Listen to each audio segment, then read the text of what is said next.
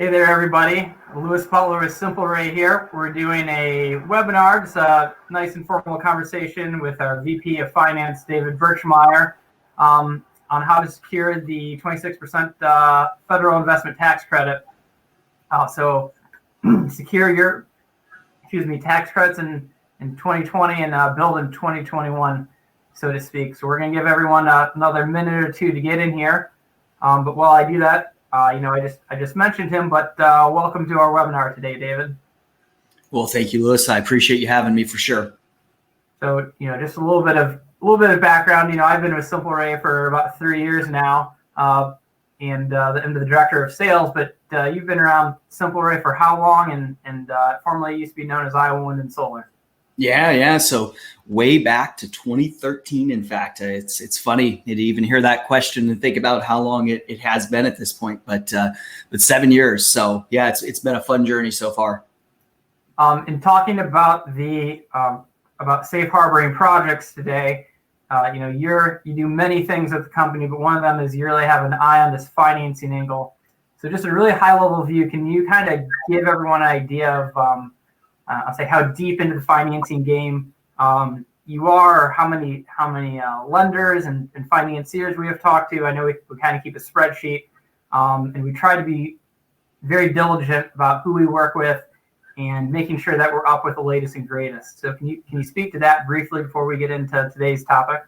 Yeah, for sure, Lewis. And I think, that is a good question, right? Because when you're thinking about how you're going to make a solar project work, financing is an important component of that in many cases. And so we kind of pride ourselves on, we have a portfolio of about 35 different lenders that we work with. And these are a lot of times like very niche specialty type lenders. And then of course we have some direct banking relationships that I think a lot of others in the industry don't have, because they don't necessarily have the scale of business that we do. So long story short, of this portfolio of lenders, what we're really trying to do is we're trying to find the right player for the right situation. So, you might, for example, have a nonprofit, and what a nonprofit is going to need in order to make their solar deal work and be as favorable as possible to them from a return on investment standpoint. What they might need could be, very different from what a farm might need, or a C&I business, even like a municipality or an electric cooperative. So we basically have all of these different players, and what we try to do is we look at each project on a case-by-case basis. We figure out, what is going to drive the highest ROI, but then also, what's going to fit the customer's needs, whether that is like cash flow, whether that is, I just want the fastest payback possible, and there might even be more unique things in there. Like they might say, look, I don't want to even think about this thing. I want O&M included. So we try to look at like the whole gamut, and we try to siphon through that list and pick the best option. Yeah. There's just, the longer I'm in solar, the more there is to know. And you can spend 7 years focusing just on finance and feel like you know almost everything, but there's always a new trick to learn. So, that's what excites me, is there's always a unique angle on something. So before we go too much further, just a quick disclaimer. David and I are not tax professionals. We do try to be very knowledgeable about the topics that we're speaking of, but we always encourage people to talk to their tax professional, put them in touch with us. We'll help kind of guide to, what we think the foundational documents or sources that we need to. But at the end of the day, you should be talking to a tax professional, and there is a lot to know. So just want everyone to kind of, be fully aware that we're making that disclaimer there. So, the thing that's really driving our conversation today, David, is that, for a couple of years, the federal tax credit on solar projects was, I want to say stuck, but is at 30%. And then when we went from 2019 to 2020, it went down 4%. And now we're only a couple of months away of that stepping down from 26% of the project cost to 22%. And then I have a feeling we're really going to be having this conversation a lot. So I'm hoping this webinar stands the test of time next year, because right now in 2022, that tax credit's going to step down another 12% to 10%, and that's going to be on commercial projects only. And, I should caveat, almost everything Dave and I are going to be talking about today are commercial projects. We've done some residential stuff in the past, but our main focus are going to be these C&I, municipal, larger nonprofit type jobs. So this is what's driving that conversation, because here in a couple of months, we're going to be out of runway, so to speak. So, so now that we've established that, what is a safe harbor? What do we mean about this term? So, there's the textbook nerdy definition of this, David, but how do you explain, safe harboring to, say, my grandma? Yeah, man. No, I mean, I like to keep it simple anyway. So basically what you're doing is you're locking in the rate of that federal investment tax credit, federal ITC, you might hear it called, or solar tax credit, right? So you're locking in that rate, and we're going to talk about what you have to do that in a moment. But the point is that you're locking in that rate so that once you build the project and you're able to take advantage of that tax credit in whatever year that might be, you're going to get it in the year of you're going to get the rate of the year that you locked in. So for example, if you were to lock it in this year, then you would be locking in that 26% rate instead of it potentially going down to 22% next year. Yep. And, sometimes I'm talking with customers and they say, Lewis, what's the big deal? Say it's a $200,000 project. If they lock in the project this year, they're looking at $52,000 of tax benefits. And then they say, Lewis, it's only go down 4%. It's a $200,000 project. I mean, you're only talking about $8,000 here. What? You want me to sign this piece of paper all of a sudden? Come on, it's only a couple of grand. I'm not going to sign this piece of paper today just because your tax credit's going down a little bit. I'm going to look at it with fresh eyes next year. And it's always funny to me because then, say we do get to the point where they're ready to sign a contract and they're coming back to me and they're saying, Lewis, can't you sharpen your pencil? Can't you get this project from $200,000 down to $190 for me? And it's kind of funny to me on the flip side of it, how quickly people will negotiate super hard on their side of it, trying to move the price down, when all we would have to do is as we're going to discuss, take a deposit or do a few things. We kind of lock in those benefits without any additional cost to them, so to speak, and any real additional cost to us. So, every little bit of money, I think, in these projects is sometimes hard to find. And, getting these tax credits locked in, I think is a great way to really benefit everybody. We're talking, why do we want to do this webinar now? It's September. Why don't we wait another month or two before we have this webinar? And one of the reasons is, sometimes people don't realize, especially on the C&I side, how complex some of these projects can get, and how what seems like a really easy item to do becomes a lot more difficult. So on the screen here, we have a project in Harvard, Illinois pedigree. This project we signed at the end of, we got a letter of intent in December of one year. And then it took longer than anyone thought to find financing. The business went through opening and they were in the process of spinning up. We had some issues getting some modules as quickly as we wanted to. We had to do some permitting. We had to deal with ComEd, and they had a 5+ month interconnection process. So, this project is admittedly a little bit more complicated than a lot of them, but it's easy to see 30, 60, 90 days be eaten up, especially as we head into the latter part of the year, because all of a sudden we're going to have Thanksgiving, and the lady at the permitting office is going to be gone for a week, and the guy in the interconnection office is going to be gone for a week. And wouldn't you know it, we need to get out there and maybe get on site, and it just snowed all night, and we can't see where we're at on the building. So, this is why we're trying to have this conversation now, because that window to sign up and get projects built this year is closing pretty rapidly on our side. And, we don't want to ask the install crew to be out there on an icy roof if we don't have to be, right? So it's trying to keep all these factors at play. And that's why we're trying to have this conversation now, and especially going into 2021 as people are looking at their budgets. And so we think it's a very valuable conversation to be having, and there's a lot of nuance here that we're going to have to gloss over.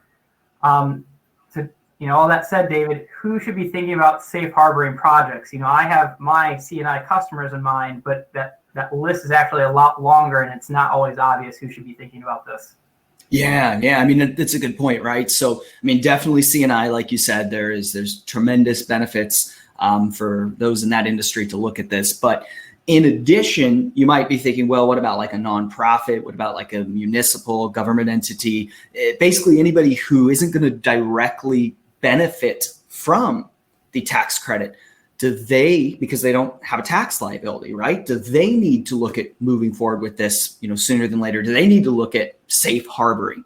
And the answer to that question, it might surprise you, but the answer is yes. And to kind of explain why that is, it's because even though they're not directly able to take advantage of it, the financing mechanism that they use might.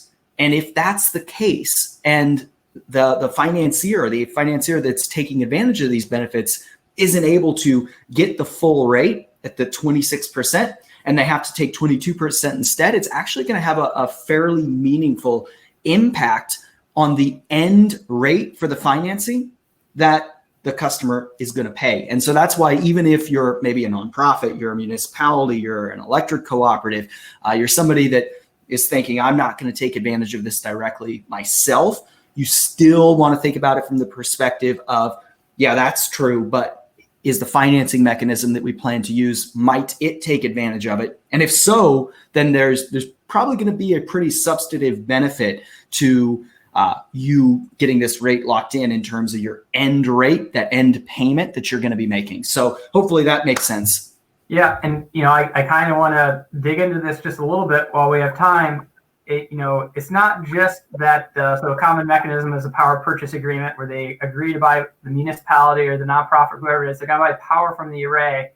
And that 4% step down in the tax credit doesn't seem like a lot, but that power purchase agreement is really like a 20 or 30 year financial instrument. And so can you kind of explain, like, just real high level, the mechanics of why that 4% actually ends up having more than a 4% impact on that purchase price that they're going to be paying for power at the end of the day? Yeah, it's a good question, right? So basically, just to reiterate that, because this is sometimes a confusing topic, it's only a 4% difference. Why would this have a huge impact, right? Why would this have a big impact on the end rate on this 20, 30 year financing instrument, like you mentioned, Lewis? And the answer to that is the time value of money and when the money flow is going to actually happen. So, for example, with the federal tax credit, that can be taken advantage of for 99% of the financiers' cases. It can be taken advantage of in year one. And so a 4% difference in money that cannot be capitalized on immediately means that the cost has to get spread out over 30 years or however long it is, right? And when the cost gets spread out, because it's happening over a period of time, it's actually significantly more than a 4% increase that you see overall, because we have to account for the time value of money. And I don't want to get into like a bunch of like technical jargon, and I feel like I might be going down that path just a little bit. So just to really simplify it, just think of the fact that, am I going to get the money up front to help pay for this project, or am I going to get it over 30 years? Yeah. And if you're going to get it over 30 years, you're going to have to get a lot more. As if I was making an investment and you said, I'll pay you now, or I'll pay you over 30 years, I'd obviously probably much rather have it now than take the risk over 30 years and have to factor in all the added costs that comes with that. So it's a confusing topic. The bottom line is, like you said, Lewis, it's a much more substantive impact than you might think, which is why we really want, anybody that's looking at this, get your rate locked in so you can take advantage of those savings. Yeah. And my mental shortcut is I just kind of equate the difference. Like if I buy a house, it's the difference between no money down and putting 4, 8, or 10% down, right? That initial down payment, that tax credit, that 4% tax credit kind of acts like a down payment because it's happening that early on in the process. Yeah. So, that's a great way to simplify it. So, moving on here, how can we safe harbor a project, right? We just talked about what benefits there are to doing it, right? What actually has to happen mechanically on our side to initiate that process to make sure we're adhering to the letter of the law? Yeah, it's a good question. So there are a couple of like primary instruments that are used to safe harbor projects, and we'll talk about both of them. Then we can talk about what we prefer and why. But one is a 5% down payment, effectively. And this allows us to say, put some equipment in a warehouse, whether that be inverters or modules or racking or, some equipment in the warehouse, though, that's basically securing that transaction and locking you in for the safe harbor compliance. And then the second way is that we can start construction. And this one's technically called a physical work test. Don't like this option quite as much. We'll talk about why that is. So you guys can probably guess, a lot of you for watching this are probably from the Midwest, but long story short, the two options are you can put some money down. 5% is kind of like the minimum that we feel comfortable saying. And then the other option is you can start construction of the project within this year. Yep. So it's kind of worth noting, we can't just spend a bunch of money on engineering and hit these thresholds, right? There has to be something physically showing up somewhere. And so if we make a road, is that, a bright line enough test to say, oh yeah, we made a road to this really large project. That's our physical work. We never want to be in a position where, we're not securing those tax credits. So you mentioned 5%, David, is our kind of preferred method of doing it. But sometimes we ask for a little bit more. Why is that?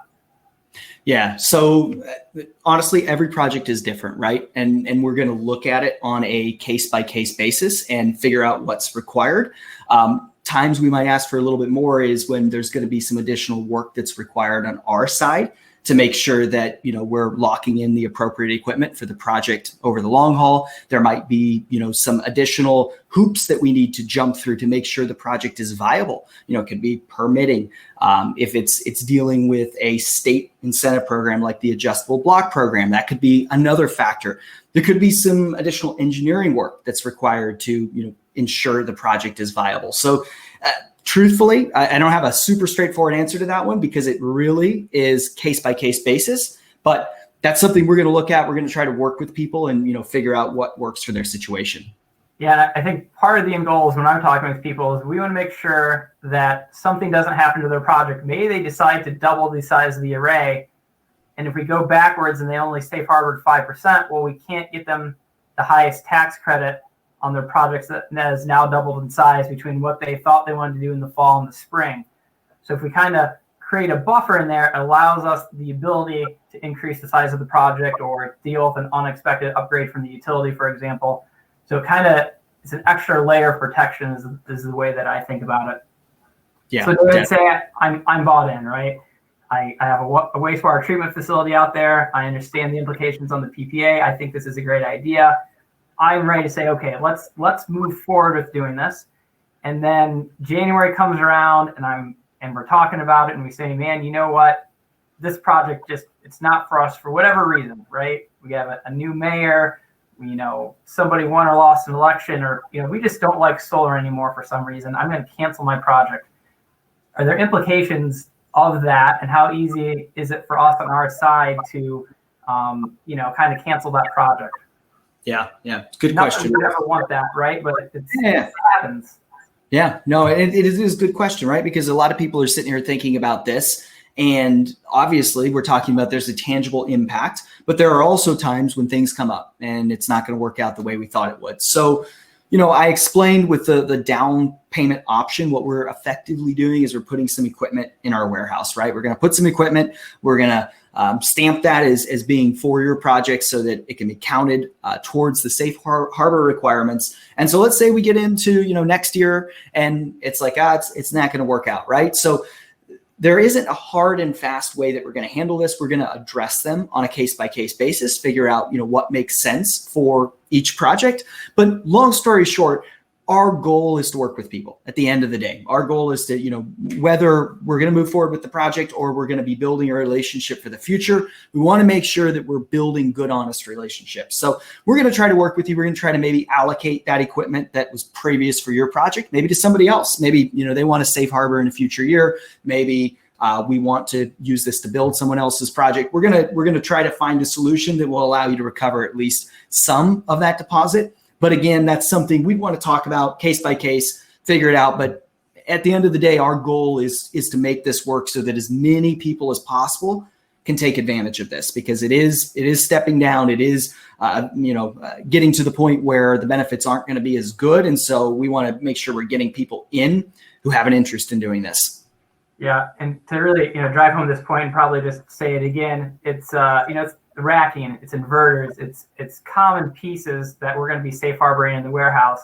So if a project does go sideways, our goal is to repurpose and sell that inverter to another project, so to speak. So in some ways, we're just building a lot of inventory. And if the project doesn't work out, the more easily we can allocate that to someone else's project, the better off everyone's going to be at the end of the day. And that's, I think, one of the advantages of, working with us. We're doing a lot of these C&I, a lot of these larger scale projects, or a lot of these commercial projects. And so if we're trying to standardize a lot of what we're using, it's really, I don't want to say easy, but it's the least painful option in getting people, a good chunk of the money back there, minus, the work that we've done so far. And as David's alluding to, if you have a large, complicated project where we're custom ordering some modules from Turkey, and it's a unique racking solution we don't use day in and day out, that stuff's a little bit harder to find a project for. And that's why, sitting down and talking with us ahead of time and working through a strategy, hopefully before the end of December, can be quite advantageous. So, I think with that, we're just here to reiterate this tax credit is stepping down. It's not end of days if you miss out on the 4%, but we think we have a very easy, low cost way to lock in these tax credits and kind of extend out our timeline to make decisions and when we're going to build it into budgets, not only for 2021, but looking forward into 2022 and beyond there. So, David, thanks for your time and thoughts on this. Anything in closing you think we missed or you wanted to chat about? Yeah, I think it's, I would just say one thing that I think is really important. You guys can probably tell by sitting here watching this conversation with Lewis and I today, but we really try to take a consultative approach. So we want to understand everybody's situation and understand it's an individual, unique situation. And we need to make a strategy and a game plan to go forward, like Lewis mentioned. And our goal at the end of the day is to be informative. We want to give you the information and let you make the best decision for yourself. And truthfully, we think that strategy works the best because solar is a good product. It's something that does have value and is going to save people a lot of money. And so as opposed to, trying to be too salesy about it and really trying to be too aggressive and push things, we just want to make sure that people have the information so they can make the best decision. And so I would just share that, for the people that are watching this, if you're kind of on the fence, if you're thinking about it, I would just say, have a conversation. We've told a lot of people this doesn't make sense. And we're honest about that, right? When it doesn't make sense for your situation, we don't have any problem with that because we're trying to build good long-term partnerships. So I think that would be the biggest thing I'd say in closing is if you have questions, ask us. We're here to help. We want to answer your questions. We love talking about this stuff. Some of you guys' eyes might be glazing over listening to Lewis and I geek out about this, but we do like talking about it. We'd love to have a conversation with you. So that'd be the only thing I'd add, Lewis. I think that's a great spot to end. I'm not seeing any questions in the chat, but if you want to get a hold of us, you can go to simpleray.com. You can give us a call, 1-800-8080-SUN, below at simpleray.com. My email is lewis, Lewis, at simpleray.com. Just reach out to us. Happy to answer any questions you have. We're going to put this up on YouTube, hopefully. And if you guys need anything else, give us a call. But appreciate everyone's time. And hopefully we'll be talking to you soon. Thanks. Thanks, guys.